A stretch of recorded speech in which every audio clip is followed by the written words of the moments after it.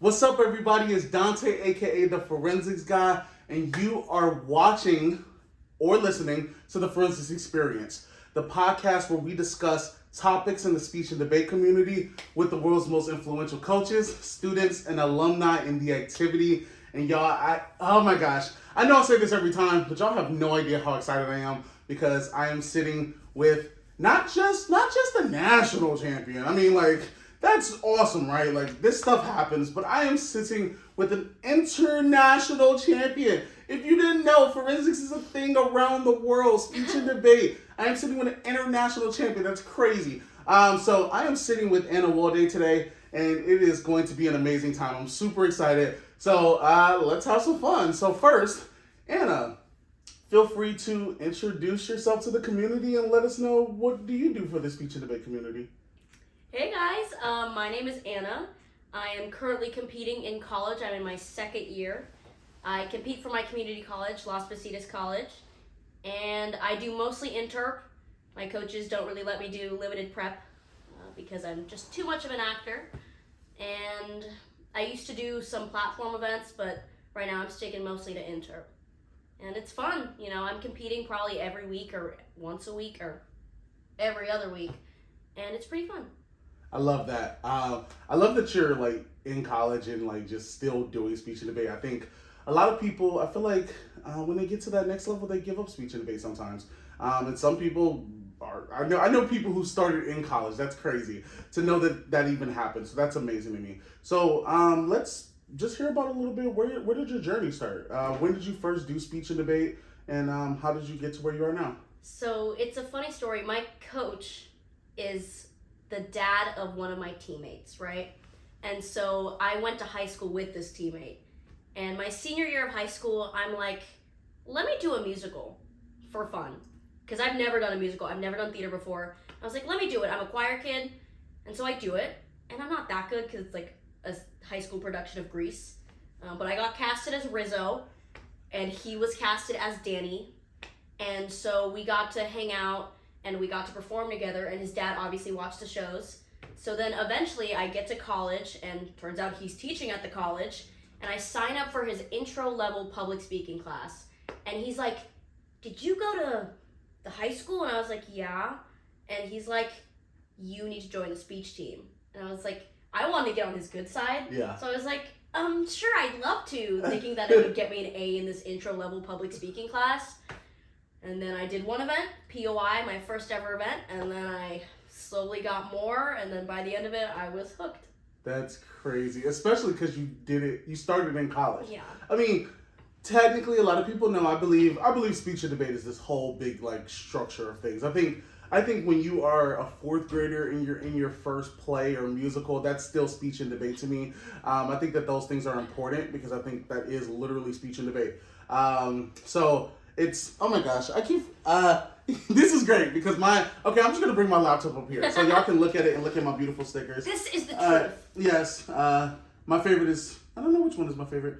Shout out to my old Brookfield East team. I miss y'all. Wisconsin, that's the place, that's where home is. So I'm literally going to bring this up because it makes it easier to read some of the questions and stuff that I have prepared. But, okay, first, college is significantly different, and you didn't get to do it in high school. Mm-hmm. But if you know, in high school, a lot of students tend to pretty much stick to like one, maybe two categories. Mm-hmm. If you're lucky, depending on your state, I think the most you could probably do is like 4. Mm-hmm. I know in Wisconsin, I just remember, I don't know if it changed, so if it's changed in Wisconsin, let me know, but I remember you could triple enter, so you could do as many as 3 events. Technically, if you really wanted to, most likely you could also do like Congress the night before, so that's kind of 4. Yeah. But with college, you can do as many as you want. Like, you can literally do every event, and it's just a free for all. Yeah. How does that feel? How do you manage like doing so many different events? Practice it. You have to add them slowly. Obviously, you can't just do 5 events from the start of the season, but there have been rounds where I almost did my prose intro for a poetry round because sometimes your mind just gets like super confused, and especially if they're similar. Yeah. Sometimes you have similar pieces, and it gets a little confusing, but I'd say practice and drilling, especially for intros, that's my biggest issue. Yeah. Keeping the difference between intros. And so it's like I always have to practice the transition into the intro and out of the intro, or else like I will get them confused. Yeah, that totally makes sense. I think it's crazy that you're doing so many different things. And I literally, even when I was doing 3, I used to sometimes get confused. Like I would be like, okay, this isn't my oil room, and you're probably like, what is oil? But that was an event we had. Actually, I think it is a national event for NCFL. So if you compete at NCFL, you know about oil. But it's a category where you get to do poetry one round, and then prose, and then poetry the next round, What? and it alternates. And they tell you what the first round is at the beginning of the tournament, whether it's poetry or prose, and then you just keep alternating until finals throughout that day. Like prepared ones though, not Yeah, you have prepared ones. Yeah. What? So it could, your first round could be poetry, it could be prose. We don't know. It's just that is weird. it's just a random giving. I think that see to me, what you do in college, I feel like that's the way I would love to see speech and debate be. Like, it would be cool if there was like I'm gonna call it a sweepstakes event for lack of a better term, but like have it to where you have to prepare like 10 different events, and then you just don't know which one you're gonna get that round. Like they're just like, all right, round 1, give it your best. You got your prepared. Then the next round is poetry, and it's crazy because it's almost like, I don't know if it balances things out in a way, but like it really shows like you have to be good at everything. Yeah. Because I know the first year I did oil, I was so good at poetry. I was like, this is perfect. I was like, great. But then you go to a tournament, you're like, oh man, I went 1-5-1 because my prose is like so subpar, and it's like, what? This is crazy.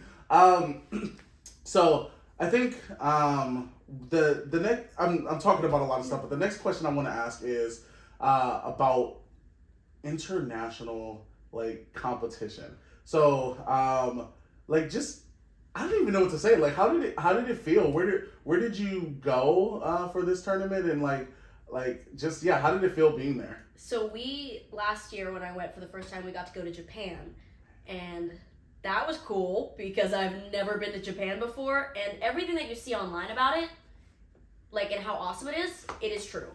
Like, everyone is so kind, it's so clean, everything is pretty cheap because it's like Japan, and it's just so awesome. And then tournament-wise, it was a tough competition. It was, so regionally, like, my team has always done pretty good. Like, we have good coaches, we have pretty good funding, so we've been able to do pretty well.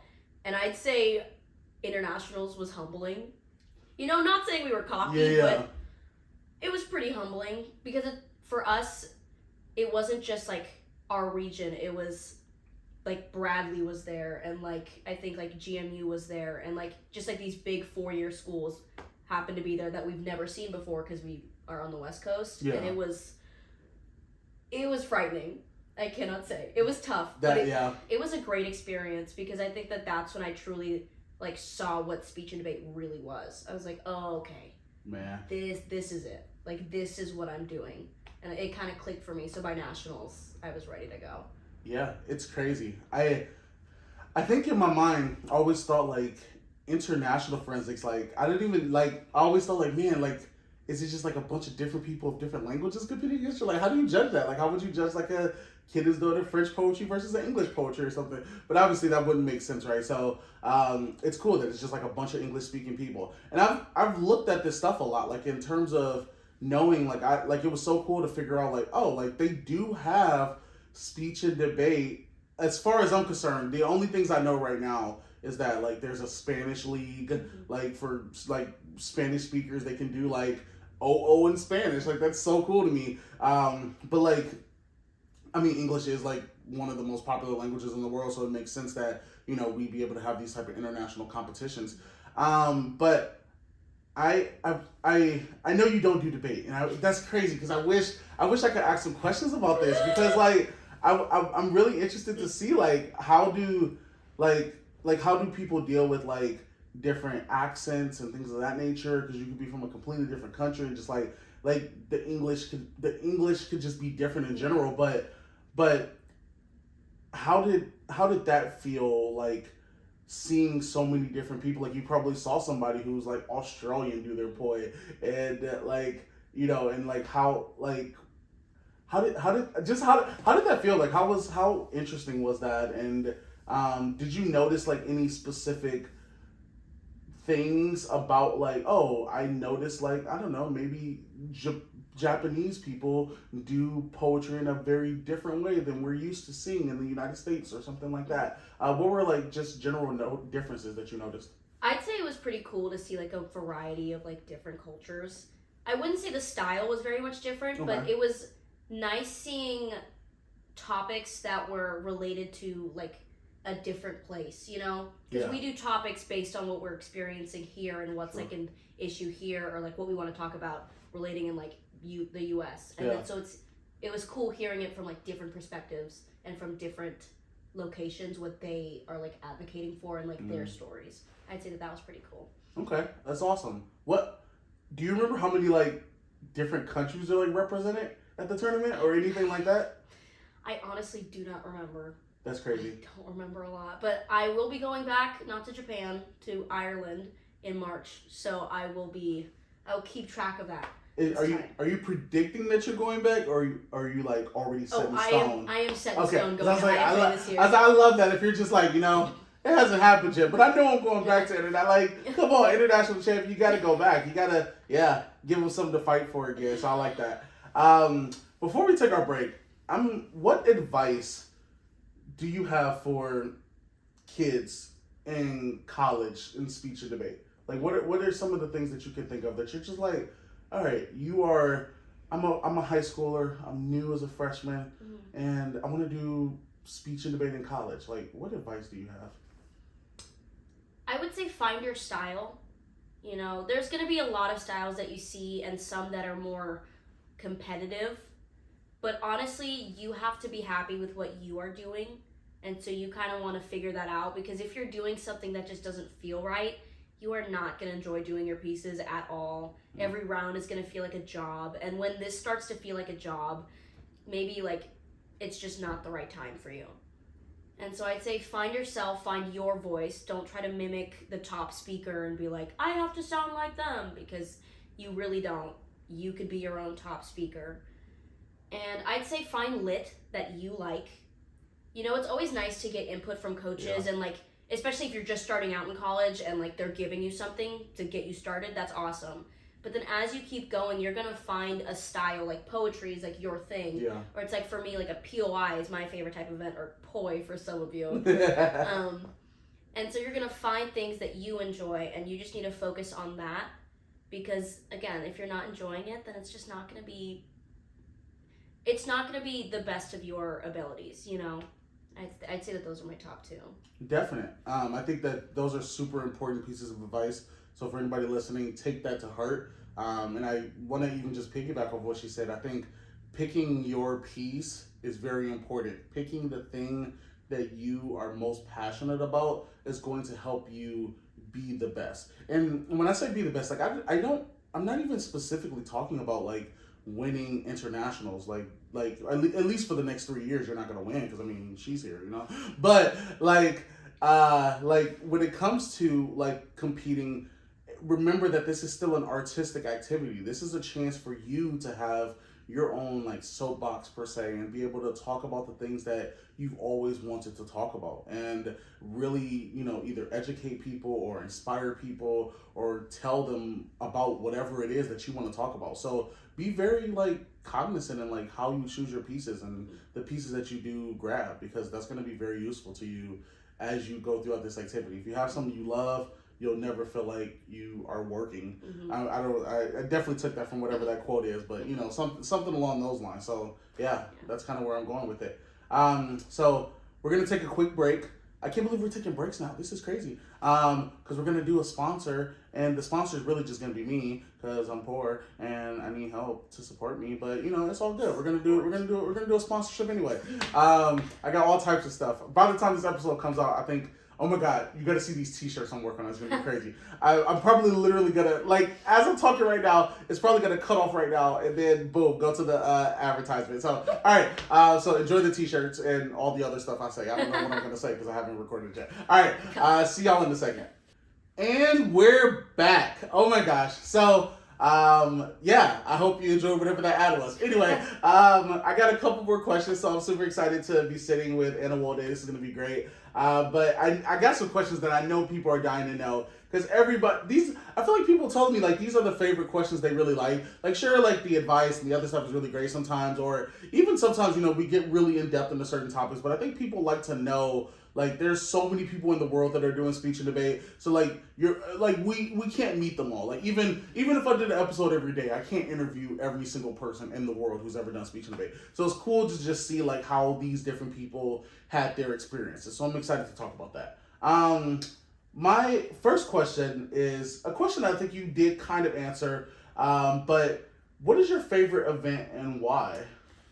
Ooh, okay. So I said POI is my favorite, and it is. I really love doing POI, but I also love doing duos. I have 2 duos right now. I had 2 duos last year. Like, Crazy. I am the duo queen on my team.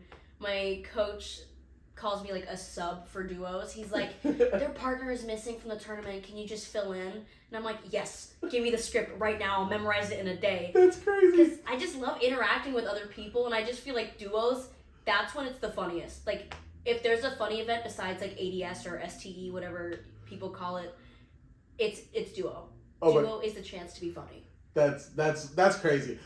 Duo is fun. I do like duo. 2 duos is crazy. Like this. I mean, this is how you build an international champion.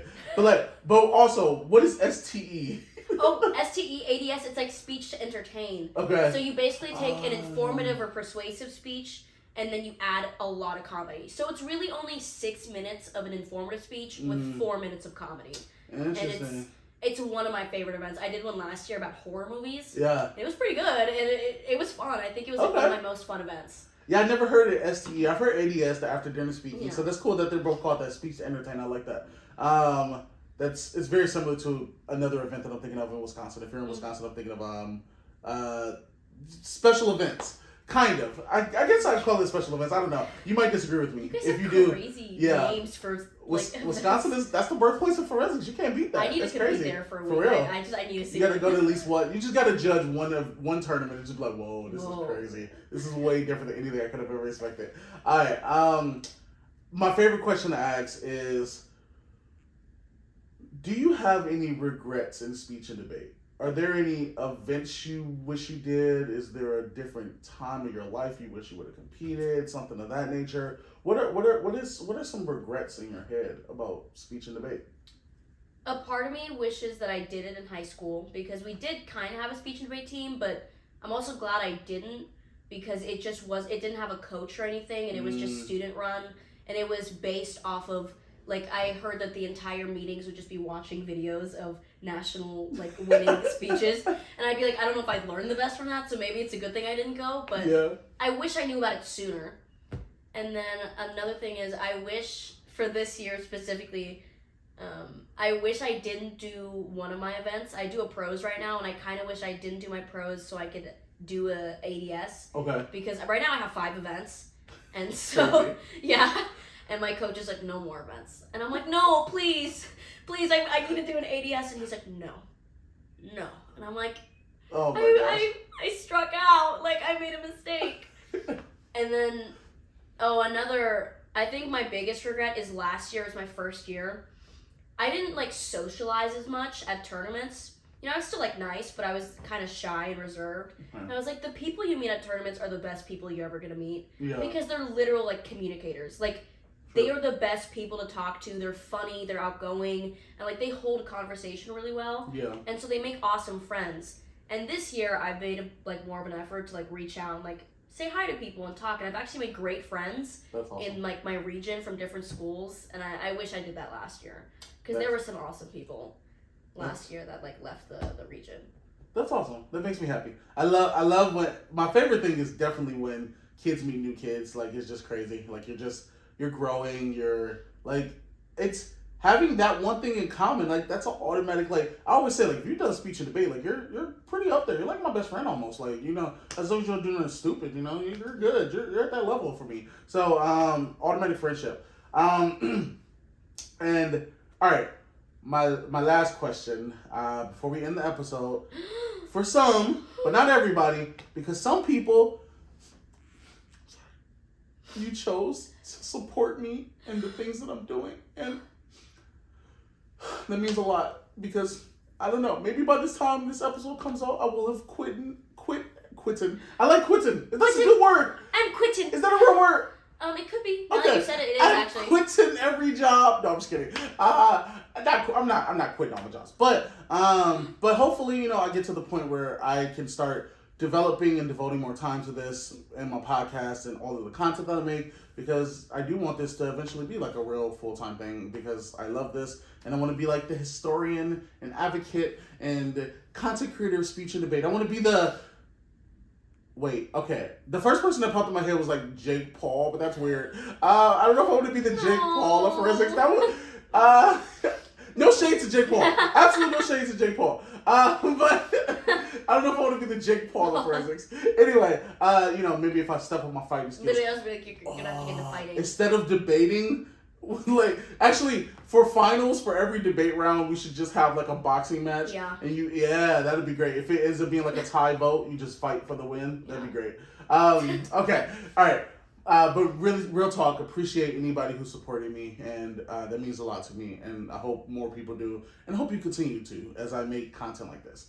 But my last question is, if you were in this room right now, and your coach was sitting right here, what would you say to them? I'm trying to think because I have two. I actually have three. Oh. Which one should I pick? 3 coaches, 5 events. This is crazy. I'd probably say thank you for giving me a good foundation, because I just feel like they're a little old-timey when it comes to like the style of forensics, and you know how forensics is growing. Like the styles are changing and things are becoming different, and sometimes it's for the better, and sometimes, not saying like old is good, but like sometimes traditional things make more sense for an event. Like, for my coach is like really anal about poetry. He's like, it has to be poetry. Like, you can't just do whatever. And I'm like, yeah, sure. And I really appreciate that, because I feel like I'm currently trying to transfer into a 4-year school, and they've been really helpful. Like, because coaches have like connections, and so they've been reaching out for me and getting me to like talk to different coaches, which has been awesome, because forensics gives you scholarships if you work hard enough. So that's been awesome. And I don't know, I feel like they're setting me up to leave really well, because I'm expecting that when I go to a 4-year, I'm not going to have like one-on-one time with the coach for 3 hours each day. That's true. And I'm going to have to do it by myself for a good chunk of it. And I think that they really prepared me for that. That makes sense, and that's awesome. Yeah. I love that. I love, one, that they're helpful, and I think that obviously I want to say more coaches should be like that, but in the grand scheme of things, like, it's really easy to think about like 1 or 2 like bad coaches potentially, but at the end of the day, I feel like a lot of coaches are very helpful and they do a lot for the community. Like, we're educators, and you already know we get like the bottom tier pay and everything, and we're like working way more hours than we really need to. So like, it's just crazy to see like how much like these adults all the time are really willing to dedicate to like help out their students in any way, like from getting into the next 4-year college, or just working on your piece or whatever it is. So that's really awesome, and I love that that is what you would say to your coach, and I love that they have been so helpful for you. There was another question. There was something that I wanted to like pivot off of, but I don't necessarily remember. If I do, maybe I'll like, I don't know, make it into some other random content. But that's cool. So, man, as usual, this is crazy. I never ever know how to end these episodes. But I'm not gonna end it yet, because I do want to know if there are kids right now who are like, oh my gosh, I love Anna. She's amazing. She's like the greatest person of all time. And they're like, all right, how can they get in contact with you? How can they, I don't know, ask you questions about speech and debate, whatever? I'm probably the most active on Instagram, because I'm currently trying to get off TikTok, because I'm very much addicted to it. Facts. So if you want to reach out and ask me some questions, you can DM me on Instagram. My Instagram is ANNA_WOLDE. Anna_Wolde. You should like edit Anna_Wolde. I'm gonna try. I'm bad at editing. but I think I can make that appear. So that'd be great. That is. Wait, no, dang, you said something about. Oh, like, okay, you have to. Do you know how many other people have your name on Earth? Have you ever looked that up? No. Okay, because that's crazy. I don't think a lot. Because the fact that you're the only like. Wait, did you try on Instagram? Did you try just Anna Wolde no underscore? I haven't. Because now I'm like, okay. Because I got a pretty good username. You can't tell me I didn't. Okay, there is another Anna Wolde. Boo. All right, that's her. She. Oh, that's me. Well, you're the first. She's the first picture, but then this person, I guess, Yeah. early education. Okay, is this you too? Yes, that's me. It's just a picture of her hair like up to here. That's me my sophomore year math class, and that's my math teacher in the background. I took Yes, a selfie with him. That's awesome. That's my TikTok. Wait, I didn't know that was public. No. Wait, this is great. This is great. No, I look like that was me my sophomore Wait. year. Okay. Oh my god, wait. So my TikTok is weird. Like, I post weird stuff. Oh my god, wait, am I gonna have to like fix my content now that I have like no. Now that you're applying to a 4-year school, Will the administrators, they're gonna look this up and they're like, she has a TikTok. We can't let her into college. It's gonna be crazy. You're gonna get dismissed so fast. All right. Yeah. Okay. It seems like there's a couple Anna Woldes. Okay. Okay. This is an Anita. Yeah. Wait, is Anna short for Anita too? No. Okay. There you go. Okay. Because that'd be interesting. Like if somebody's name was Anita, they'd be like, call me Anna for short. I know it's one letter less, but like that's good. Okay. All right, so you can always type in her name and find her on TikTok too. No, cut. Delete that. Oh my god. Okay, so yeah, that is how you get in contact with Anna. And for anyone trying to get in contact with me, you already know I'm the forensics guy on everything, even my MySpace. So feel free to hit me up. And I don't actually have a MySpace. I should still have a MySpace, but I don't know if it exists or whatever. It. Yeah, I have like 3 MySpace hoodies that I wear constantly. You have a hoodie that says MySpace? Yeah, so many. Are you capping? No. She has a hoodie that says MySpace. So many, yeah. I need a hoodie that says MySpace. That's crazy. It'll be $1 million because Yes. it's vintage. It would. Y2K. It's probably worth it. Yep. Yeah. This is crazy. Worth more than like some Jordan retro ones or something. I don't know. You know how much those be. But anyway, okay. If you're looking for me, the forensics guy, everything, and if you're listening to this, make sure you give it a 5-star rating on all of the apps and podcasts and all that stuff. Make sure you subscribe to my YouTube because this is going to be on YouTube, and make sure you support the podcast. I do have my supporter thing up. So if you want to support, feel free to, and that will help me make more awesome episodes for you all, as well as you'll get exclusive content. And I feel like by the time this is out, because I don't know all the exclusive content I'm going to give yet, but I do know that our one of the parts of the exclusive content will be the extras to this episode. So for all of my episodes, I have like an extra portion where I'll ask like funny questions, we play games and things of that nature. So if you support, you get to see that, and that would be really cool. And if not, that's okay too. You get to see this episode and still get the content that you came here for, but you get a little bit of extra if you choose to support, and I appreciate that a ton. So I hope you do support, and if you're not, that's okay too. But make sure you give this a like and all that stuff and all the things that you're supposed to do on social media. I don't know what all those things are. You just have to find them for yourself. Cool. All right. And as usual, I have no idea how to end these episodes, so I'm just going to say peace out. Bye.